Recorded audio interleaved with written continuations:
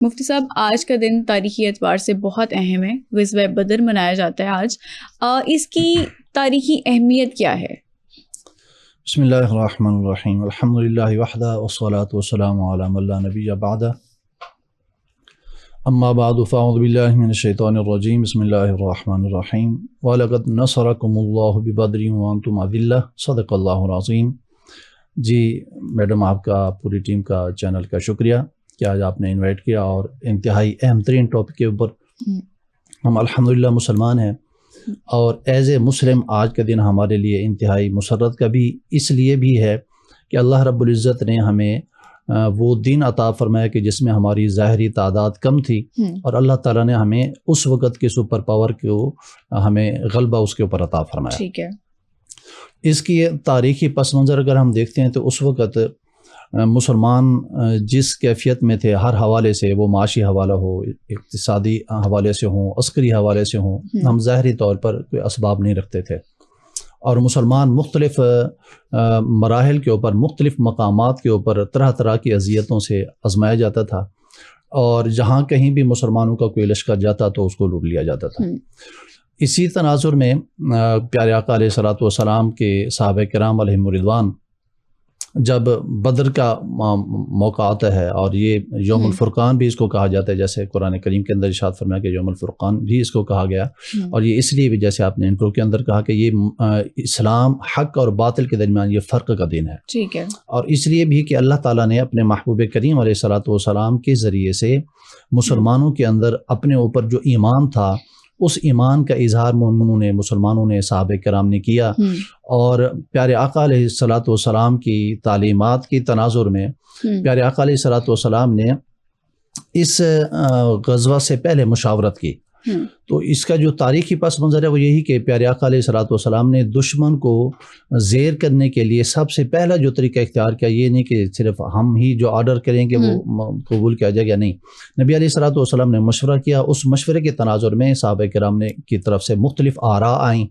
ان آراء میں سے ایک صحابی کھڑے ہوتے ہیں، وہ رائے پیش کرتے ہیں کہ یا رسول اللہ صلی اللہ علیہ وسلم، ہم جو آپ حکم عطا فرمائیں گے ہم اس کو قبول کریں گے، یہاں تک کہ ہم بنی اسرائیل کے لوگوں کی طرح نہیں کہیں گے جس طرح انہوں نے جناب موسیٰ علیہ الصلوۃ والسلام کو یہ کہا تھا کہ جناب موسیٰ آپ جائیں اور آپ کا رب جائے، جا کے لڑیں دشمن سے، ہم تو نہیں لڑیں گے. ٹھیک ہے. تو ہمیں آپ اگر حکم عطا فرمائیں گے تو ہم سمندروں کے اندر کود جائیں گے اور سوال نہیں کریں گے. تو پیارے آقا علیہ الصلوۃ والسلام اس پر خوش ہوئے اور اپنا لشکر آگے بڑھایا، اور اس طرح مختلف تجاویز آئیں. ان تجاویز کے تناظر میں نبی کریم علیہ الصلوۃ والسلام میدان بدر کے اندر پہنچتے ہیں، اور اللہ رب العزت نے پھر جو مقام اور مرتبہ اور اس دن کو واقعی میں فرقان، حق کو غلبہ عطا فرمایا اور باطل کو مغلوب فرمایا. اسٹریٹجی کیا تھی حضرت محمد صلی اللہ علیہ وآلہ وسلم کی اس ٹائم پہ؟ ظاہر حالات آپ نے بتایا کہ بہت خراب تھے مسلمانوں کے حالات، تو حضرت محمد صلی اللہ علیہ وسلم کی اسٹریٹجی کیا تھی؟ کس طرح سے ان کو فتح مکہ نصیب ہوئی تھی؟ جی، فتح مکہ کا جو پیارے آقا علیہ الصلوۃ والسلام کو اللہ رب العزت نے نصرت عطا فرمائی، سب سے اہم ترین جو چیز تھی وہ اللہ رب العزت پر ایمان کامل تھا، یقین کامل تھا. دوسرا جو طریقہ کار اختیار کیا گیا وہ جنگی اصولوں کو سامنے رکھ کے اختیار کیا گیا. نبی علیہ الصلوۃ والسلام نے اس جگہ پر اپنے خیموں کو نصب فرمایا جس جگہ پر ایک جنگی حوالے سے ہونے چاہیے تھے، اور نبی علیہ الصلوۃ والسلام نے بارش ہو جاتی ہے، اور بارش ہونے کے تناظر میں صحابہ کرام اس مقام پر تھے کہ جہاں پر وہ جگہ مضبوط بھی ہوگی اور پانی کا ذخیرہ بھی ان کے پاس رہا. اور دوسری جگہ دشمن کی فوج جس جگہ پر تھی وہ ایسی جگہ تھی کہ جو کیچڑ زدہ جگہ بن گئی، اور ان کے خیمے کی جگہ بھی وہ مناسب نہ رہی. تو نبی علیہ الصلوۃ والسلام نے ایسی جگہ کا انتخاب کیا کہ جو لشکر کے لیے سہولت کا سبب بنی. ایک طریقہ یہ اختیار کیا گیا. دوسرا طریقہ یہ کیا گیا کہ پیارے آقا علیہ الصلوۃ والسلام نے اپنے لشکر کو دشمنوں کے سامنے اس انداز میں کر کے دکھایا کہ وہ لشکر کم نہ محسوس ہو، زیادہ محسوس ہو.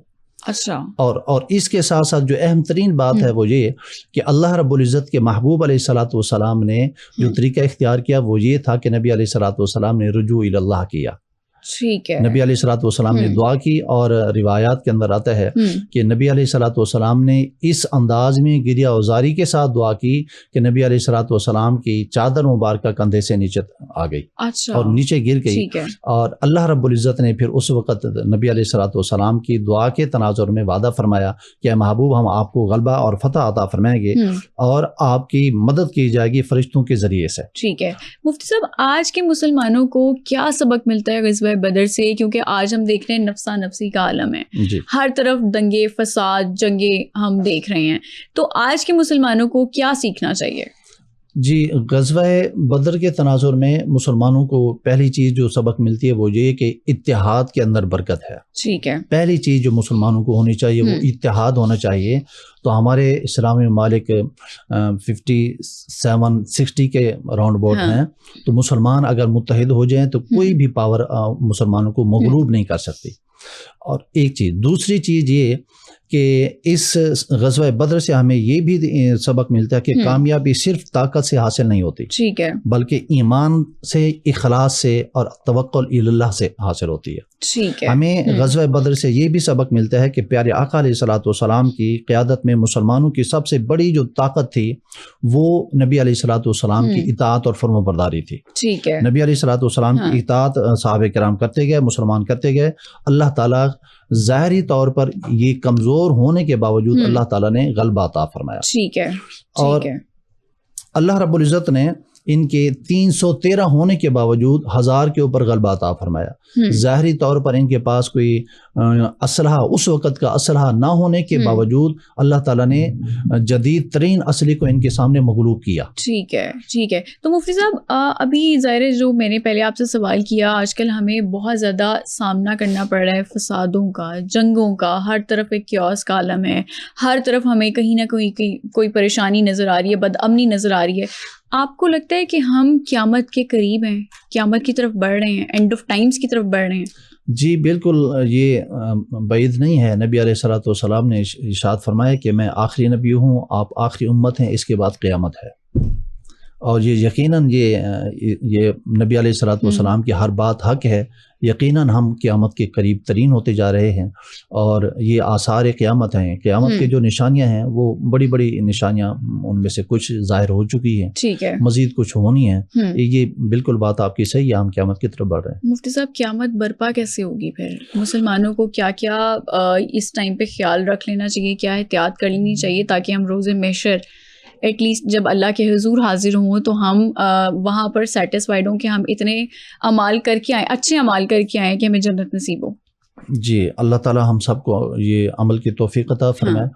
قیامت کا سوچ اور فکر ہمیں ہو تو قرآن کریم کو ہم سامنے رکھیں اور دیکھیں کہ اللہ رب العزت نے اس حوالے سے ارشاد فرمایا کہ فَمَن يَعْمَلْ مِثْقَالَ ذَرَّةٍ خَيْرًا يَرَهُ وَمَن يَعْمَلْ مِثْقَالَ ذَرَّةٍ شَرًّا يَرَهُ.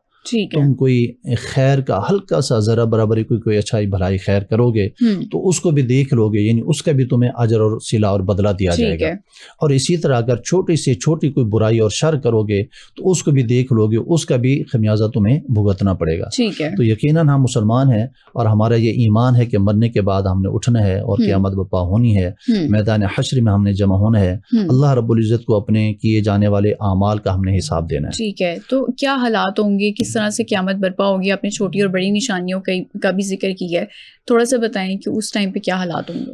حالات یہ ہوں گے کہ قرآن کریم کا اگر ہم مطالعہ کرتے ہیں تو قرآن کریم میں یہ واضح ہے اذا الشمس کورت، ٹھیک ہے، کہ جب